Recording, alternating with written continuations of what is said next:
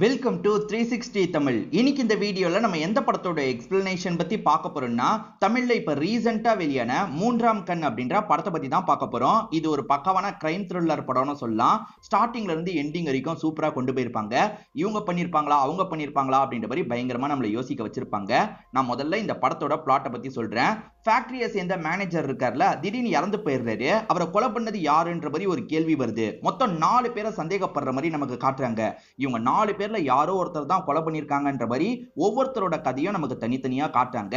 அதே மாதிரி கில்லரை நீங்க முடிஞ்சா கெஸ் பண்ணுங்க அப்படின்ற மாதிரி ஸ்டார்டிங் ஆரம்பிக்கிறாங்க. இந்த படத்தை பார்த்துட்டு இருக்க நீங்களும் இவங்க தான் கில்லரா இருக்க வாய்ப்பு இருக்கு அப்படின்றத கெஸ் பண்ணுங்க. நீங்க நினைக்கிறது சரியா வருதா இல்லையான்றத கடைசியில பார்த்து கன்ஃபார்ம் பண்ணிக்கோங்க.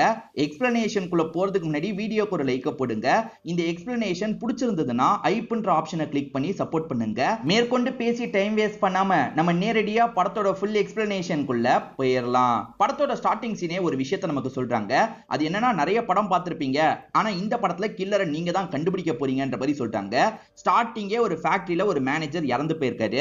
4 பேர் நம்ம தான் சாவடிச்சிருக்கோம் நினைக்கிறாங்க. ஆனா உண்மையிலே இவங்க 4 பேர்ல யாரு சாவடிச்சாங்கன்ற மாதிரி ஒரு கேள்வி இருக்கு பாத்தீங்களா? இந்த கேள்விக்கான பதில நீங்க தான் கண்டுபிடிக்க போறீங்க. நீங்க நிறைய கிரைம் படம், சஸ்பென்ஸ் படம்லாம் பார்த்திருப்பீங்கல்ல. இந்த படத்துக்கு நீங்க தான் ஹீரோ, நீங்க தான் குற்றவாளி யாருன்றத கண்டுபிடிக்க போறீங்க. முடிஞ்சா கண்டுபிடிங்க அப்படின்ற மாதிரி ஒரு வாய்ஸ் ஓவரை நமக்கு காமிக்கிறாங்க. இப்ப அப்படியே கட் பண்ணி கதைக்குள்ள வராங்க. ஒரு ஃபேக்டரியில லஞ்ச் டைம் முடிஞ்சதுனால எல்லாருமே வேலையை பார்க்கிறதுக்காக ஃபேக்டரிக்குள்ள வந்துட்டு இருக்காங்க. அப்படி வரும்போது தான் மேனேஜர் இருக்காருல, அந்த இடத்துல டெட் பாடியா இருக்காரு. இத பாக்குறவங்க பயங்கரமா ஷாக் ஆகுறாங்க. இங்கதான் மூன்றாம் கண் அப்படின்ற மாதிரி படத்தோட டைட்டில போடுறாங்க.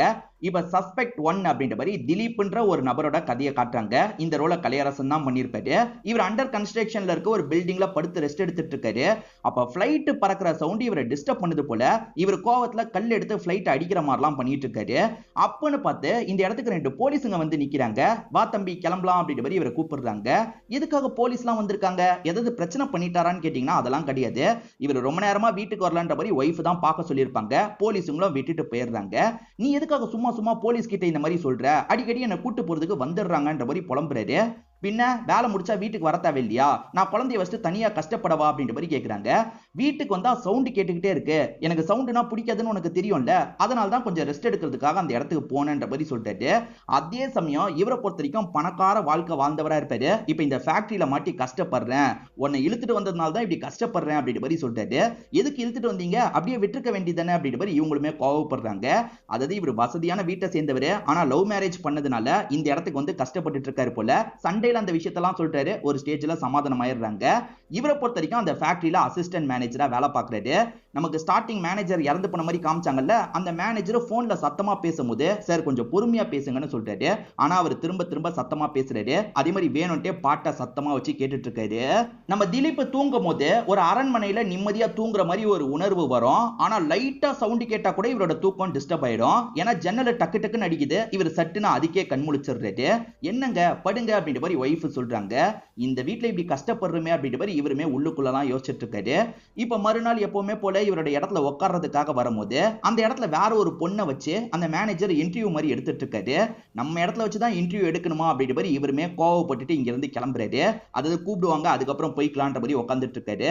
அப்ப அசிஸ்டன்ட் இருக்கார்ல, சார் இப்போ உங்க டேபிள் கிளியர் ஆயிடுச்சு சார், இப்போ நீங்க போலான்னு சொல்றாரு. இவரும் சரின்ற மாதிரி அந்த இடத்துக்கு வந்துடுறாரு. இவருக்கும் இந்த மேனேஜருக்கும் செட்டே ஆகாதுன்றது நமக்கு தெரிய வருது. தேவையில்லாம இவங்களுக்குள்ள அப்பப்ப சண்டை போட்டுக்கிறாங்க. இந்த திலீப் வீட்ல ஜன்னல பட்டுன்னு அடிச்சுக்கிட்டே இருந்தது பாத்தீங்களா, அதை ரெடி பண்ற வேலை எல்லாம் பண்ணிட்டு இருக்காரு. இப்ப ஒய்ஃபும் கொஞ்சம் ரொமான்டிக்கா நெருங்கி வந்து கன்னத்துல முத்தம் கொடுக்குறாங்க.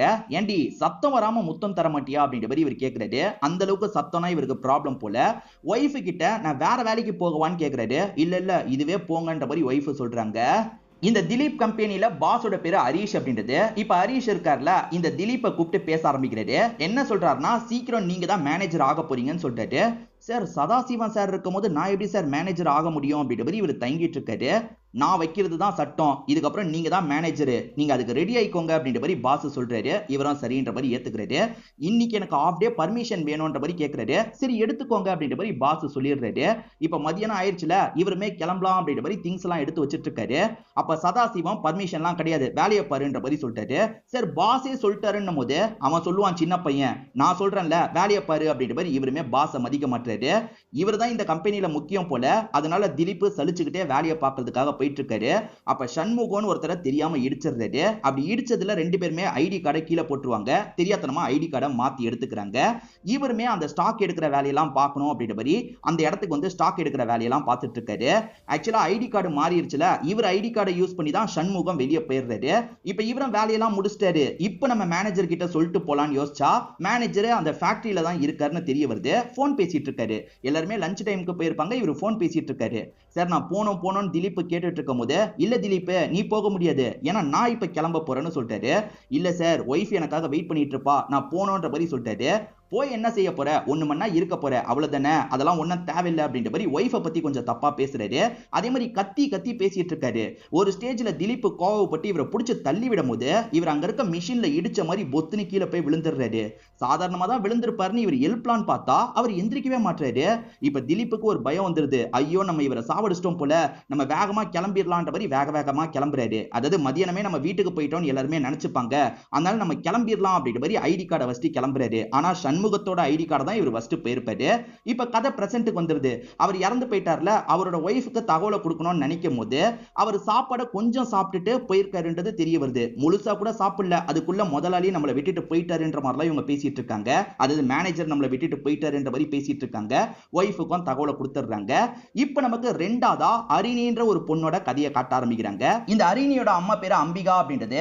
ஆக்சுவலா அப்பாவுக்கு ரெண்டு ஒய்ஃப் இருப்பாங்க. அதுல ரெண்டாவது ஒய்ஃப் இருக்காங்கல்ல, இவங்களுக்கு காசு தரதுக்காக வந்திருப்பாங்க. அவர் இறந்து போயிட்டாரு, இதுக்கப்புறம் என்னால மாசம் மாசம் காசு தர முடியாது, இதுக்கப்புறம் உங்க தேவையை நீங்களே பார்த்துக்கோங்க, ஏன்னா எனக்கும் ரெண்டு பசங்க ஆயிட்டாங்க அப்படின்ற மாதிரி சொல்லிட்டாங்க. வேற வழி இல்லாம அம்பிகாவும் சரின்ற மாதிரி ஏத்துக்கிறாங்க. அவங்க தர காசை வச்சுதான் இவங்க குடும்பத்தையே ரன் பண்ணிருப்பாங்க போல. இதுக்கப்புறம் அவங்க கிட்ட இருந்து காசு வரலனா என்ன பண்றது அப்படின்ற மாதிரி பொண்ணு அரிணி கிட்ட புலம்புறாங்க. சரி விடுமா, அவங்களும் எவ்வளவு நாள் தான் தருவாங்க, அப்பா இருந்த வரைக்கும் தந்தாரு, அவர் போயிட்டார்ல, நான் வேலையை பார்த்துக்கிறேன்ற மாதிரிலாம் சொல்றாங்க. இவங்களுக்கு ஒரு ஃப்ரெண்ட் இருக்காங்க, பேரு ஜென்சி அப்படின்றது. இவங்க கொஞ்சம் மாடர்னான பொண்ணு இல்ல, அதனால அம்மாக்கு இந்த ஜென்சியை சுத்தமா பிடிக்கவே பிடிக்காது. அவ கூட எதுக்காக நீ சேர்ந்து சுத்துற, இதுக்கப்புறம் சேர்ந்து சுத்தாத அப்படின்ற மாதிரிலாம் சொல்றாங்க. இருந்தாலுமே அரிணி கேட்க மாட்டாங்க. என்ன ஒரு இடத்துல டிராப் பண்ணிரு அப்படின்ற மாதிரி ஜென்சி கூட தான் டிராவல் பண்றாங்க. இன்னைக்கு ஒரு கம்பெனில இன்டர்வியூக்காக தான் வந்திருக்காங்க போல. அந்த இன்டர்வியூ எடுக்கிறதே மேனேஜர் தான். ஆக்சுவலா நடுவுல ஏற்கனவே திலீப் வரும்போது இந்த விஷயத்தை தான் பார்த்திருப்பாரு. நம்ம சேர்ல உட்காந்துருக்காங்களே அப்படின்ற மாதிரி அப்செட் ஆகி கிளம்பி இருப்பாரு. இப்ப மேற்கொண்டு இந்த பொண்ணை பத்தி கேட்கும் போது சொந்த ஊர் எங்கன்னு கேட்கிறாரு. இவங்களுமே ஊரை சொல்றாங்க. அம்மா பேர் என்னன்னு கேட்கும் போது அம்பிகான்ற மாதிரிலாம் சொல்றாங்க. இவருக்கு அந்த அம்பிகாவை தெரியும் போல. ஓஹோ அப்படியான்ற மாதிரி இவருமே கேட்டுக்கிறாரு. நீ கிளம்புமா, நான் சொல்றேன்ற மாதிரி இவங்களை இங்க இருந்து அனுப்பி வைக்கிறாரு. ஜென்சி தான் பிக்கப் பண்றதுக்காக வராங்க. ஜென்சி கிட்ட அவர் நல்ல விதமா பேசினாரு, எனக்கு வேலை கிடைச்சிரும் போல அப்படின்ற மாதிரி சந்தோஷமா சொல்றாங்க. ஜென்சியும் இவங்களுக்காக சந்தோஷப்படுறாங்க. இப்ப இவங்களுமே அம்மா கிட்ட அட்டென்ட் பண்ண இன்டர்வியூவை பத்தி சொல்றாங்க. அந்த ஃபேக்டரி வேணான்னு அம்மா சொல்றாங்க. ஏமா அப்படி சொல்றீங்கன்னு கேட்கும்போது டிஸ்டன்ஸ் ரொம்ப லாங்ல, அதனால வேணான்னு அம்மா சொல்றாங்க. ஆனா அம்மா வேணான்னு சொல்றதுக்கு வேற ஏதோ ஒரு காரணம் இருக்கு போல. இப்ப பொண்ணு பேசிட்டு இருக்கும்போது யாரோ காலிங் பெல் அடிக்கிறாங்க. வந்திருக்கிறது யாருன்னு பார்த்தா அந்த மேனேஜர் சதாசிவன் தான் வந்திருப்பாரு. இந்த வழியா போனமா, உன் அட்ரஸ் இருந்ததுல, அதனால தான் பார்த்துட்டு போறதுக்காக வந்தேன்ற மாதிரி சொல்லிட்டாரு. ஆனா பொண்ணை பார்த்து பேசாம பொண்ணோட அம்மாவை பார்த்து பேசிட்டு இருக்காரு. ஏற்கனவே ரெண்டு பேருக்குள்ள பழக்கம் போயிட்டு இருக்கு போல. இவங்க உப்புமா ரெடி பண்ணிட்டு இருக்கும் போது, கொஞ்சம் உப்புமா தந்தனா நான் சாப்பிட்டுக்கிட்டே போயிடுவோமா அப்படின்ற மாதிரி சொல்லிட்டாரு. இதுல என்ன சார் இருக்கு, டிஃபன் பாக்ஸ் தாங்க சார், நான் போட்டு தரேன் அப்படின்ற மாதிரி இவங்களுமே போட்டுலாம் தந்துட்டு இருக்காங்க. இவர் அந்த அம்மாவை தான் குறுகுறுன்னு பார்த்துக்கிட்டே பேசிட்டு இருக்காரு. ஒரு ஸ்டேஜ்ல இவரோட கார் எடுத்துட்டு இங்க இருந்து கிளம்ப ஆரம்பிக்கிறாரு. இவங்க நடந்த விஷயத்தெல்லாம் ஜென்சி கிட்ட சொல்லும் போது ஜென்சி என்ன சொல்றாங்கன்னா, எனக்கு என்னமோ இது சரியா படல, அது எப்படி அவன் வீட்டுக்கெல்லாம் வருவான், வீட்டுக்கு வரது எப்படி நார்மலா பார்க்கப்படும், சோ இந்த காலத்துல வந்து வயசு பசங்களை கூட நம்பிடலாம், ஆனா இந்த மாதிரி அங்கிள்ஸை நம்ப கூடாது, அவன் கிட்ட கொஞ்சம் கேர்ஃபுல்லாவே இரு, வேலை கிடைச்சாலும் போகாதன்ற மாதிரி சொல்லிட்டாங்க. இந்த விஷயத்துல தான் நீயும் என்னோட அம்மாவும் ஒரே மாதிரி சொல்றீங்க, ஆனா நான் வேலை கிடைச்சா போவேன்ற மாதிரி இவங்க உறுதியா சொல்லிடுறாங்க. அம்பிகாக்கு வயசாயிருச்சுல, ஏகப்பட்ட ஹெல்த் இஷ்யூலாம் இருக்கும். ட்ரீட்மெண்ட்டுக்காக இவங்க கூட்டு வந்திருக்காங்க. ட்ரீட்மெண்ட்டுக்கு நிறைய செலவு அப்பப்ப ஆகிக்கிட்டு இருக்கு பாத்தீங்களா. இந்த பொண்ணு வேலைக்கு போகாததுனால சுத்தமா காசு இல்ல. ஜென்சி தான் அந்த செலவு எல்லாத்தையும் பார்த்துட்டு இருக்காங்க. இவங்க ஹாஸ்பிட்டல்ல இருக்கும்போது சண்முகம் யாரையோ தூக்கிட்டு வராரு. இவர் எதுக்காக இங்க வராரு அப்படின்றது கிளியரா தெரியல. சோ இவங்களுமே அம்மாக்கான ட்ரீட்மெண்ட் எல்லாம் பார்த்து முடிச்சிடுறாங்கல்ல, இந்த இடத்தை விட்டு கிளம்ப ஆரம்பிக்கிறாங்க. ஒரு நாள் அரிணி நல்லா தூங்கிட்டு இருக்கும் போது அம்மாவும் எழுப்புறாங்க. உன் ஃப்ரெண்ட் அத்தனை வாட்டி கால் பண்ணா, நீ எடுக்கவே இல்ல, அதனால உன் ஃப்ரெண்ட் எனக்கு கால் பண்ணிட்டா போல, உன்னை கூப்பிட்டுருக்கா, என்ன ஏதுன்றத போய் பார்த்துட்டு வா அப்படின்ற மாதிரி இவங்க சொல்றாங்க. இல்லையம்மா எனக்கு கால் வரலன்ற மாதிரி அரிணி சொல்றாங்க. ஒருவேளை சுவிட்ச் ஆஃப்ல இருந்திருக்குமா இருக்கும், நீ போய் பார்த்துட்டு வான்னு சொன்னோன்னே இவங்களுமே கிளம்புறாங்க. இப்படி இவங்க நடந்து போயிட்டு இருக்கும்போது ஒரு கார் இருக்குல்ல, யார கூடமா இவங்களை இடிச்சிருது. வேணும்ட்டே இடிச்சதா என்னன்னு தெரியல, காரை விட்டு யாரோ இறங்கிலாம் வந்துட்டு இருக்காங்க. இவங்க மயக்கத்துல இருக்கிறதுனால அது எதுவுமே இவங்களுக்கு தெரிய மாட்டேங்குது. இவங்க மயக்கத்துல இருந்து கொஞ்சம் கொஞ்சமா கண்முழிக்கும் போது அண்டர் கன்ஸ்ட்ரக்ஷன்ல இருக்க ஒரு பில்டிங்ல தான் இவங்க கிடக்குறாங்கன்றது தெரிய வருது. இப்போ உடம்பு முழுக்க காயமா இருக்கு, யாரோ எல்லை மீறி நடந்திருக்காங்கன்றது இவங்களுக்கு தெரிய வருது. யாரோட வேலையா இருக்கும்ன்றது இவங்களுக்கு தெரியல. இவங்க பயங்கரமா இந்த இடத்துல ஃபீல் பண்ணிட்டு இருக்காங்க. சரி, இங்க இருந்து கிளம்பலாம் அப்படின்ற மாதிரி இவங்களுமே இங்க இருந்து கிளம்ப ஆரம்பிக்கிறாங்க. அப்படி கிளம்புறவங்க எங்க வராங்கன்னா, இவங்களோட ஃப்ரெண்டான ஜென்சி இருக்காங்கல்ல, அவங்களோட வீட்டுக்கு தான் வராங்க. அவங்க கிட்ட நடந்த எல்லா விஷயத்தையும் சொல்லிட்டு இருக்காங்க. என்னடி சொல்ற அப்படின்ற மாதிரி அவங்களுமே பயங்கரமா ஷாக் ஆகுறாங்க. எவனோ கார்ல வந்து இடிச்சான்னு சொன்னல, அவன் வேணும்ட்டே கூட இடிச்சிருக்க வாய்ப்பு இருக்கு. அந்த காரை கவனிச்சியா? எனக்கு என்னமோ அந்த மேனேஜர் மேல கூட டவுட் இருக்குன்னு சொல்லும் போது, சீச்சி அவரா இருக்காதுன்ற மாதிரி இவங்க சொல்றாங்க. கொஞ்சம் யோசிச்சு பாரு அப்படின்னு ஜென்சி கேட்கும் போது, இவங்க யோசிக்கும் போதுதான் அந்த காரு தான்றது இவங்களுக்கு தெரியுது. அவர் வீட்டுக்கு வரும்போது இவங்க வாசலுக்கு போய் வழி அனுப்புனாங்கல்ல, அப்ப காரை கவனிச்சிருப்பாங்க. சோ அவர் தான்றது கன்ஃபார்ம் ஆயிருது. ஜென்சி எதுக்காக என்னோட அம்மாக்கு கால் பண்ணன்னு கேட்கும் போது, எது உன் அம்மாக்கு நான் கால் பண்ணனா? உன் அம்மாவோட நம்பரே என்கிட்ட இல்ல, அதே மாதிரி உனக்குமே நான் கால் பண்ணலன்ற மாதிரி சொல்லிட்டாங்க. அப்புறம் எதுக்காக அம்மா அப்படி சொன்னாங்க? ஒருவேளை எனக்கு நடந்ததுல அம்மாக்கும் பங்கு இருக்குமா அப்படின்ற மாதிரிலாம் இவங்க யோசிக்க ஆரம்பிக்கிறாங்க. அம்மா கிட்டயே இதை கேட்கணும் அப்படின்ற மாதிரி ரெண்டு பேருமே வேக வேகமா வீட்டுக்கு வந்துடுறாங்க. இப்ப பொண்ணு இருக்காங்கல்ல, அம்மா கிட்ட கோவப்படுறாங்க. இவன் என்ன கூப்பிடவே இல்லை, ஆனா கூப்பிட்டதா சொல்லி நீங்க அனுப்பியிருக்கீங்க, எதுக்காகமா இப்படி பண்ணீங்க? நீங்களே தான் அந்த மேனேஜருக்கு ஹெல்ப் பண்ணீங்களா அப்படின்ற மாதிரிலாம் பேசுறாங்க. இப்பெல்லாம் பேசாத, அம்மாக்கு கஷ்டமா இருக்கு அப்படின்ற மாதிரி அம்மா சொல்றாங்க. அப்ப என்ன நடந்தது சொல்லுங்கன்னு கேட்கும் போது, அம்மாவும் அவன் உன்னை பாக்குறதுக்காக வரலடி, என்ன பாக்குறதுக்காக தான் வந்தான், இதுக்காக தான் அந்த இடத்துக்கு போகாதன்னு சொன்னேன் அப்படின்ற மாதிரி அம்மா புலம்புறாங்க. நடந்த விஷயத்தை நமக்கு காட்டுறாங்க. ஆக்சுவலா அந்த இன்டர்வியூ ப்ராசஸ்லாம் முடிஞ்சு ஒரு வாரம் ஓடி இருக்கும். அந்த ஒரு வாரமும் பொண்ணு இல்லாத சமயம் அவர் இருக்காரு பாத்தீங்களா, வீட்டுக்கு கிளம்பி வந்து இவங்களை டிஸ்டர்ப் பண்ணியிருக்காரு. ப்ளீஸ் இங்க இருந்து போங்க போங்கன்னு சொல்றாங்க. அவர் கேட்காம இவங்க கிட்ட கெலாட்டா பண்ணிட்டு இருக்காரு. அது என்னன்னா, ஒரு காலத்துல இவங்க ரெண்டு பேருமே லவ் பண்ணிருப்பாங்க.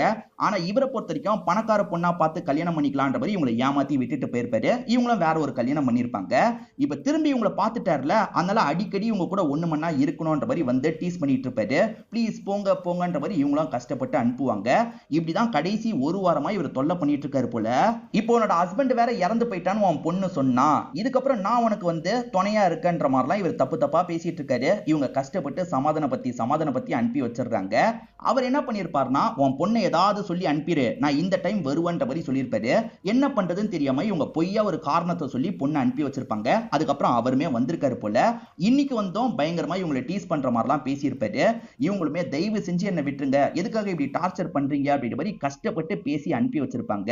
அப்படி கிளம்பி போனவர் தான் இந்த விஷயத்த பண்ணிருக்காரா என்னன்னு எனக்கு தெரியல அப்படின்ற மாதிரி அம்மா சொல்லிட்டு இருக்காங்க.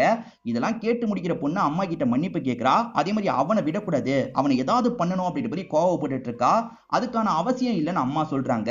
ஏன்னு கேட்கும் போது, இப்பதான் அவன் இறந்து போயிட்டான்ற தகவல் எனக்கு கிடைச்சதுன்ற மாதிரி சொல்றாங்க. இப்பதான் வந்து மணி 3 போல, அவன் இறந்து போன தகவல் கிடைச்சிருக்கு போல. இது இறந்து போயிட்டானா எப்படின்னு கேட்கும் போது, நான் தான் சாவடிச்சேன்ற மாதிரி அம்மா சொல்றாங்க. ஆக்சுவலா இன்னைக்கும் அவர் உப்புமா வாங்கிட்டு போயிருப்பாரு, அதுல விஷத்தை கலந்து தந்திருப்பாங்க. அவர் கொஞ்சம் சாப்பிட்டு அதுக்கப்புறம் தானே போன் பேச போனாரு.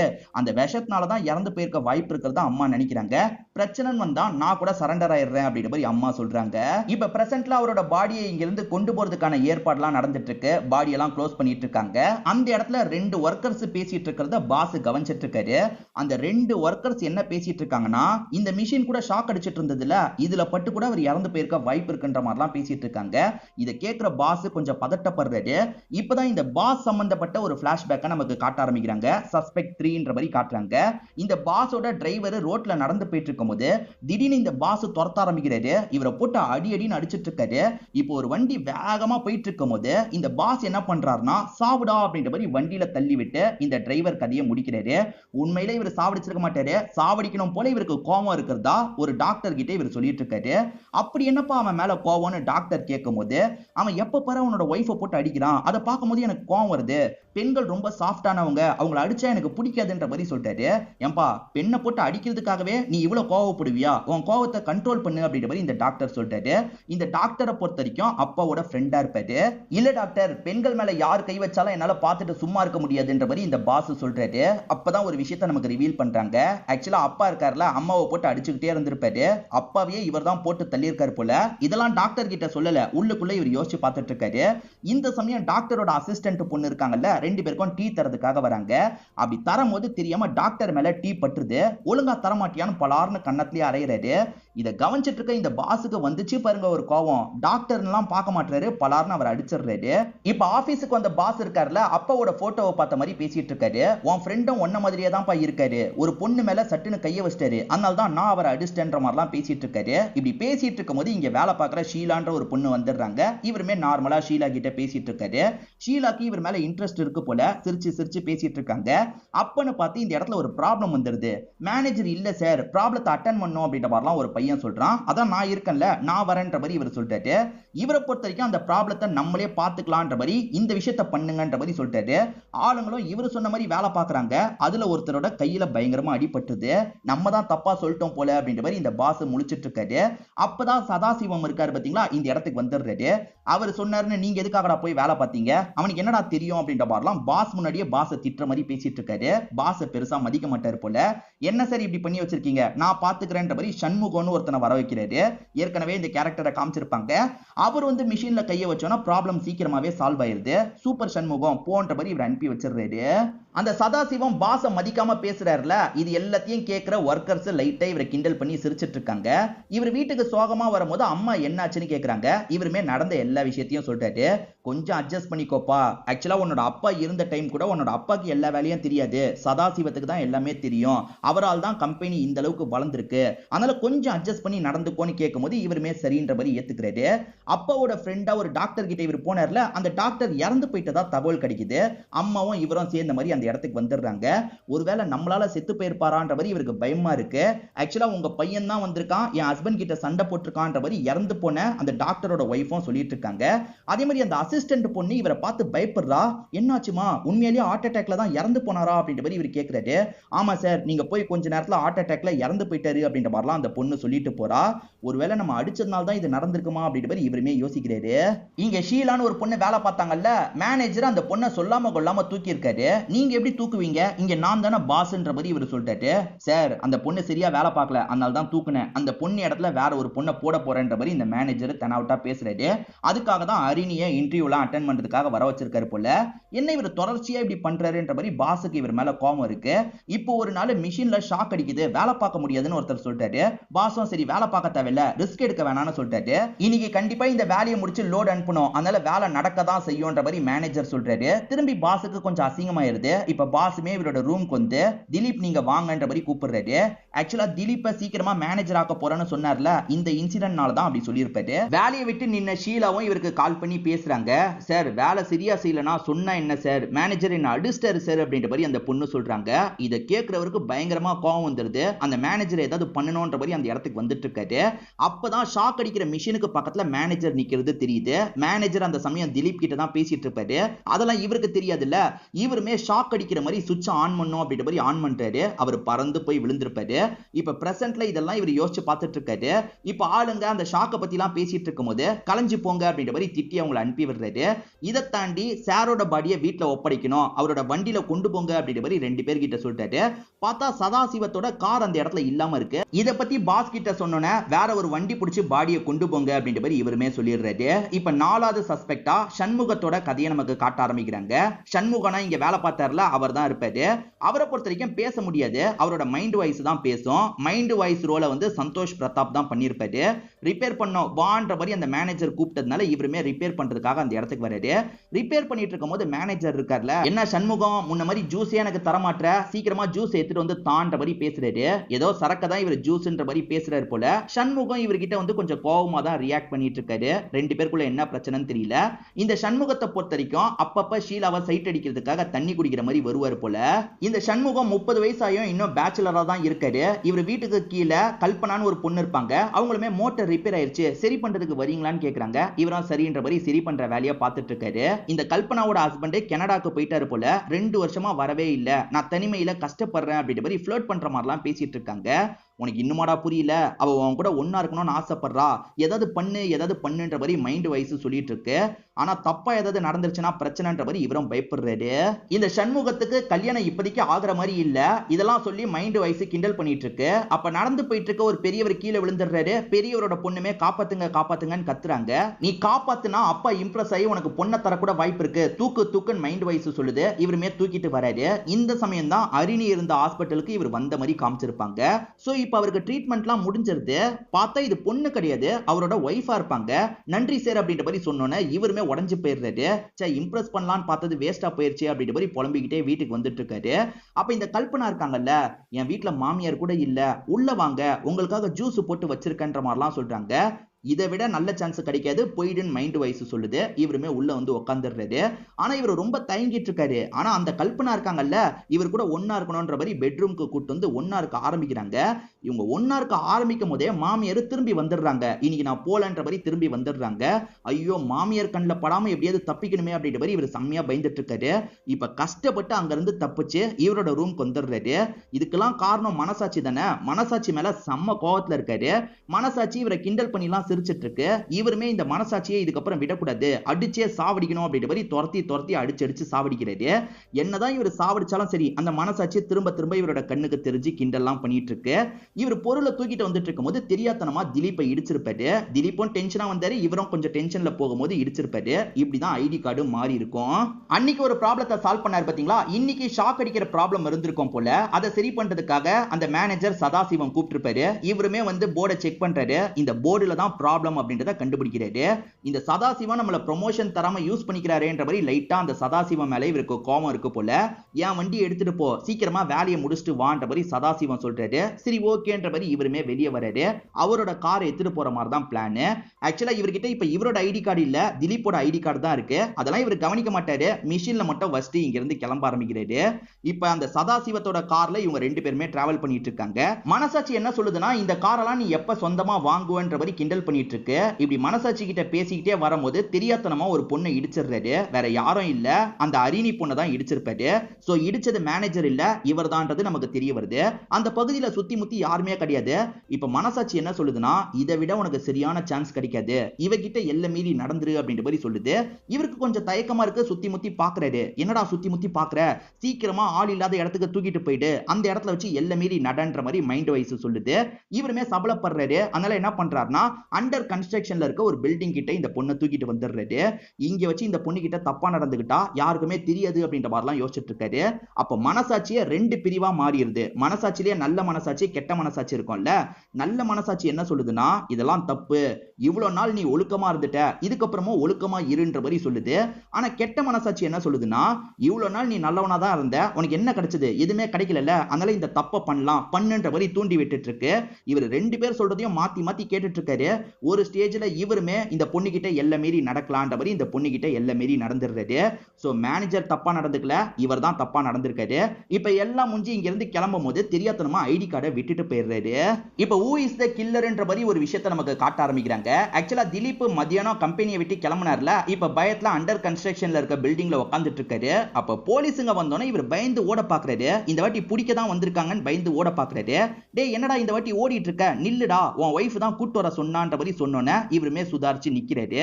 ஆக்சுவலா இப்ப இவருக்கு கீழே இவரோட ஐடி கார்டு கிடைக்குது. நம்ம ஐடி கார்டு எப்படி இங்க வந்ததுன்னு யோசிக்கும் போது இவர் பாக்கெட்ல இருக்கிறது சண்முகத்தோட ஐடி கார்டுன்னு தெரிய வருது. இது எப்படி மாறுச்சு, ஒருவேளை இடிச்சோம்ல அந்த இடத்துல மாறி இருக்கு போல. அப்படியே இருந்தாலும் அவன் எதுக்காக இந்த பகுதிக்கு வந்தான்ற மாதிரிலாம் யோசிக்க ஆரம்பிக்கிறாரு. சரி இதெல்லாம் அப்புறமா யோசிச்சுக்கலாம் அப்படின்ற மாதிரி போலீஸுங்க கூட சேர்ந்த மாதிரி இவருமே வீட்டுக்கு வந்துடுறாரு. இதுக்கப்புறம் அவன் புருஷனை தேடணும்னா நீ போய் தேடிக்கோமா, எங்களை தொல்லை பண்ணாது அப்படின்ற மாதிரி போலீஸுங்க சொல்லிட்டு போறாங்க. இப்போ ஒய்ஃப் இருக்காங்கல்ல, ஏங்க லேட்டு, உங்களுக்கு விஷயம் தெரியுமா, உங்களோட மேனேஜர் இறந்து போயிட்டாராம் அப்படின்ற மாதிரி சொல்லிட்டாங்க. நல்ல வேலை நம்ம மேல சந்தேகம் வரலன்ற மாதிரி இவரும் யோசிக்கிறாரு. ஜென்சி அந்த ஃபேக்டரிக்கு பக்கத்துல விசாரிக்கும் போது அவங்க போலீஸ் கிட்டயே போலன்றது தெரிய வருது. இத பத்திலாம் வீட்டுல இருக்க அரிணி கிட்ட சொல்றதுக்காக வராங்க. அரிணி உன்னோட அம்மா எங்கன்னு கேட்கும்போது அம்மா ஒளிஞ்சிருக்காங்கன்ற மாதிரி அரிணி சொல்லிட்டாங்க. அம்மா வந்து போலீஸ் வந்தா நான் பாத்துக்கிறேன்னு சொல்லியிருப்பாங்க. என்னதான் இருந்தாலும் போலீஸ் வந்துட்டா என்ன பண்றது அப்படின்ற மாதிரி பயத்துல ஒளிஞ்சிருப்பாங்க. இதுக்கப்புறம் பயப்பட தேவையில்ல, அந்த கேஸே முடிஞ்சிருச்சு அப்படின்ற மாதிரி ஜென்சி சொல்றாங்க. அதுக்கப்புறம் தான் அம்மாக்கு நிம்மதியாகுது. போலீஸ் பேசிக்கா விசாரணை பண்ணிருப்பாங்கல்ல, அந்த விசாரணையோடய முடியிற மாதிரி இந்த பாஸ் தான் பண்ணிருக்காரு போல. இப்ப பாஸ் அம்மா கிட்ட எல்லா உண்மையும் சொல்லிடலாம்னு நினைக்கிறாரு. அம்மா அவர் இறந்து போனதுக்கு நான் தான்மா காரணம், நான் தான் ஷாக்கை ஆன் பண்ணி அவரை சாவடிச்சிட்டமா, அவர் ஷீலான்ற ஒரு பொண்ணு அடிச்சிட்டாரு, அதனால தான் இப்படி பண்ணேன்னு சொல்லும் போது இதெல்லாம் தப்புன்ற மாதிரி அம்மா சொல்லிட்டாங்க. என்னமா தப்பு, அப்பா உன்னை அடிச்சுக்கிட்டே இருந்தாரு, அப்பா எப்படி இறந்து போனாருன்னு நினைக்கிறேன், நான் தான் சாவடிச்சேன் அப்படின்ற மாதிரிலாம் சொல்லிட்டாரு. இதுக்கப்புறமா அப்படிதாமா, பெண்கள் மேல யாராவது கை வச்சா என்னால பார்த்துட்டு இருக்க முடியாது, கண்டிப்பா அவங்கள சாவடிப்பேன்ற மாதிரி வில்லத்தனமா பேசிட்டு இருக்காரு. அம்மாவும் கொஞ்சம் பயப்படுறாங்க. இப்பயும் 3 பேர்ல யாருனால அவர் இறந்து போனாருன்றது கிளியரா நமக்கு தெரியல. இப்ப எப்பவுமே போல திலீப் இருக்கார்ல, இவரோட வேலைக்காக வராரு. இவர்கிட்ட தான் இப்ப சண்முகத்தோட ஐடி கார்டும் இருக்கு. ஆனா இவர் என்ன பண்றாருன்னா, அப்படியே வேணும்ட்டே கீழே போட்டுட்டு என்ன ஏதோ ஐடி கார்டு இருக்குன்ற மாதிரி அங்க இருக்க செக்யூரிட்டி கிட்ட ஐடி கார்டை தந்துடுறாரு. இப்ப எப்பவுமே போல வேலையை பார்க்கறதுக்காக வராரு. இந்த டைம் சண்முகம் என்ன பண்றாருன்னா, அந்த இடத்துக்கு வந்துடுறாரு. இங்கதான் ஐடி கார்டை மிஸ் பண்ணிட்டோம் போலன்னு தேடுறாரு. ஆனா எவ்வளவு தேடியும் அந்த இடத்துல இவரோட ஐடி கார்டு கிடைக்கவே மாட்டேங்குது. இப்ப திலீப் வேலைலாம் பார்த்துட்டு இருக்கும் போது அந்த பாஸுமே கூப்பிடுறாரு. என்ன விஷயமா இருக்கும்னு இவர் யோசிச்சுக்கிட்டே வரும்போது பாஸ் என்ன சொல்றாருன்னா, இதுக்கப்புறம் இந்த கம்பெனியோட மேனேஜர் நீங்க தான், பொறுப்பா வேலையை பார்க்கணும்னு சொன்னா திலீப்பும் சரின்ற மாதிரி சந்தோஷமா ஏத்துக்கிறாரு.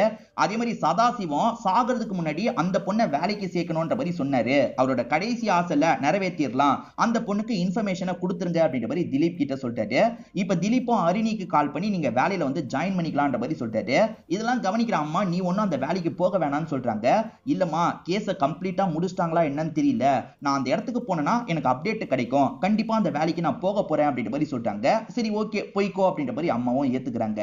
ஆக்சுவலா சண்முகத்தை பொறுத்த வரைக்கும் மேனேஜர் இறந்து போனதே தெரியல. மேனேஜரோட காரை விட்டுறாரு. மேனேஜருக்காக ஜூஸ் எல்லாம் வாங்கிட்டு வந்திருக்காரு. இப்பதான் உன்னோட ஐடி கார்டை திலீப் சார் எடுத்து தந்தாருன்ற மாதிரி செக்யூரிட்டி சொல்லிட்டாரு. இது அவர் எடுத்து தந்தாரா? நம்ம அந்த பழைய பில்டிங்ல தான் மிஸ் பண்ணோம், அது எப்படி அவர்கிட்ட போயிருக்கோன்ற மாதிரி இவருமே இந்த இடத்துல யோசிக்க ஆரம்பிக்கிறாரு.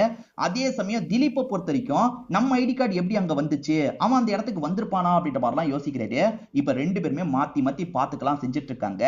மேனேஜருக்கு இவர் ஜூஸ் வைக்கும் போது கூட வேலை பார்க்கறவங்க மேனேஜர் செத்து போயிட்டதா சொல்றாங்க. எது செத்து போயிட்டாரா அப்படின்ற மாதிரி இவர் யோசிச்சுட்டு இருக்காரு. அப்ப இதுக்கப்புறம் இந்த ஜூஸ் எல்லாம் தேவையில்லைன்ற மாதிரி வேகமா ஜூஸ் எடுத்துட்டு இங்க இருந்து கிளம்ப ஆரம்பிக்கிறாரு. ஆக்சுவலா மேனேஜர் அடிக்கடி ஜூஸ் எல்லாம் கேட்டுக்கிட்டே இருந்தார்ல, இவர் அந்த ஜூஸ்ல ஏதோ ஒண்ணு கலந்து கலந்து தருவார் போல. இன்னைக்கும் கலந்து தான் கொண்டு வந்திருக்காரு. இப்ப அவர் இறந்து போயிட்டார்ல, அப்ப கலந்து கொண்டு வந்ததை நம்ம கீழே ஊத்திரணும் அப்படின்ற மாதிரி வேகமா கீழே ஊத்திடுறாரு. அந்த வாட்டர் பாட்டிலையும் நல்லா கழுவிட்டு இருக்காரு. இவர் எதுக்காக எதையோ கலந்து எடுத்துட்டு வந்தாருன்றது போக போக உங்களுக்கு புரியும். ஆக்சுவலா இவர் மெர்க்குரிய தான் அப்பப்ப கலந்து கொண்டு வருவார் போல. இப்ப மெர்க்குரிய தனியா ஒரு சின்ன பாட்டில்ல வச்சிருக்காருல, அதை இந்த இடத்துல புதைச்சிடலாம் அப்படின்ற மாதிரி பின்னாடி இருக்க ஒரு இடத்துல புதைச்சிடுறாரு. இப்ப அரிணியா வேலையில ஜாயின் பண்ணி இவங்களோட வேலையெல்லாம் பார்த்துட்டு இருக்காங்க. இப்ப சண்முகம் தண்ணி குடிக்கலான்ற மாதிரி தண்ணி குடிக்கிறதுக்காக வராரு. அப்ப இந்த அரிணியை பாக்குறவருக்கு தூக்கி வாரி போட்டுருது. ஐயோ, நம்ம எல்லை மீறி நடந்த பொண்ணு இந்த இடத்துக்கே வந்துட்டாலே, இவளை பார்க்கும்போது கில்ட்டா இருக்கே அப்படின்ற மாதிரிலாம் யோசிக்கிறாரு. சட்டுன்னு அங்க இருந்து கிளம்புறாரு. இந்த விஷயத்த இந்த பொண்ணு பார்த்திருப்பாங்க. யாரோ ஒருத்தர் சட்டுன்னு போனாங்க அப்படின்ற மாதிரிலாம் திலீப் கிட்ட சொல்றாங்க. அவன் பேரு சண்முகங்க, அவனுக்கு பேச முடியாது, காது கேட்காது, அதனால அப்படி போயிருப்பான், ஃப்ரீயா விடுங்கன்ற மாதிரி சொல்லிட்டாரு. இவங்களுமே நான் கேன்டீனுக்கு மட்டும் போயிட்டு வரேன்ற மாதிரி கிளம்புறாங்க. கேன்டீனுக்கு பின் சைடு தான் அந்த சண்முகம் புதைச்சிருப்பாரு. அந்த இடத்துல ரெண்டு பேரு லைட்டா மெர்க்குரி சிந்தி இருக்கிறத பாக்குறாங்க. இந்த மெர்க்குரி ரொம்ப ஆபத்தானது, கொஞ்சம் கலந்து நம்ம சாப்பிட்டோம்னா உயிரே போறதுக்கான வாய்ப்பு கூட இருக்கு, அதிக அளவுல போனா உடனே உயிர் போயிடும், கொஞ்சம் கொஞ்சமா தந்தா பக்கவாதம் எல்லாம் வரும்ன்ற மாதிரி பேசிட்டு இருக்காங்க. சரி, இன்னைக்கு எதுக்காக சண்முகம் மேனேஜர் கார்ல வந்தான்னு இவர் கேட்கிறாரு.